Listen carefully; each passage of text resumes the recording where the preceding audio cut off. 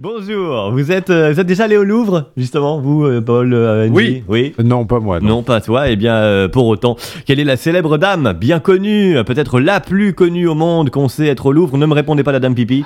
Pamela Anderson. Non, la Joconde, bien sûr, Ah, la Mona Lisa, la célèbre tableau du XVIe siècle qu'on attribue pour sûr à De Vinci. Eh bien, cette dame a récemment reçu une visite un peu coquine.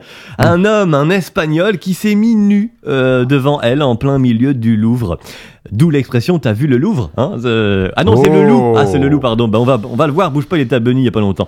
La Joconde a vu le kiki du monsieur, quoi. C'est ça le petit sourire peut-être qu'elle esquisse, la coquine, hein. Moi je serais le monsieur, je sais pas trop comment faut le prendre. Imagine, tu pécho sur Tinder. Ah, attends, je vais expliquer parce que je sais que le troisième âge nous écoute, hein, les gens vers 39-40 ans. Bisous Enjou, bisous Paul.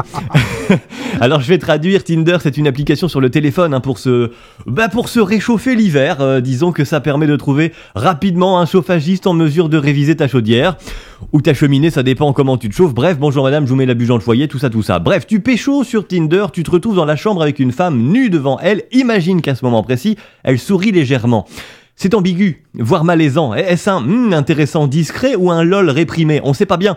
Toujours est-il qu'elle a pas rougi, la Joconde, devant le monsieur tout nu au Louvre, ce qui signifie selon mes propres études qu'au XVIe siècle, ça devait y aller sur le pinceau, si je puis m'exprimer ainsi pour parler peinture.